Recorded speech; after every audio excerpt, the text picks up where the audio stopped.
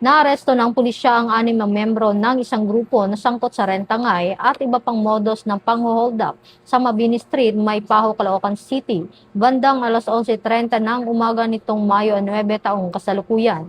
Ayon sa ulat, isinagawa ang operasyon matapos ang intelligence-driven operation kung saan target sana ng grupo ang isang bahay ng vlogger.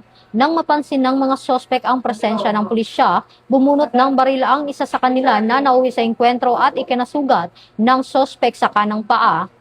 Napag-alamang isang dismiss na pulis ang naturang sospek.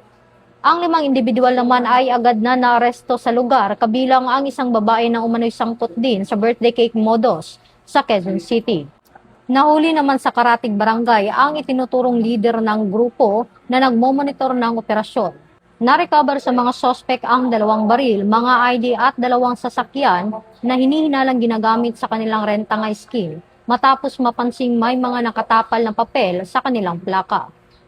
Kinasuhan ang mga sospek ng frustrated robbery, paglabag sa anti-carnapping law at Comprehensive Firearms and Ammunition Regulation Act.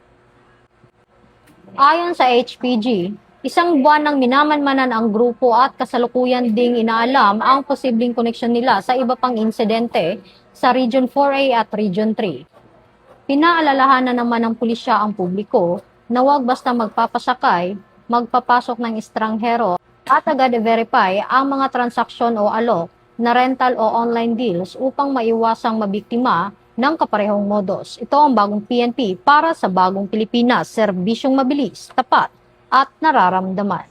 Mula dito sa Campo Crame, ako po ang inyong PNN correspondent, Patroluman Resali Umalay, nagbabalita para sa Police News Network. Alagad ng batas, tagataguyod ng balitang pulis. Ito ang bagong PNP para sa bagong Pilipinas, serbisyong mabilis, tapat at nararamdaman.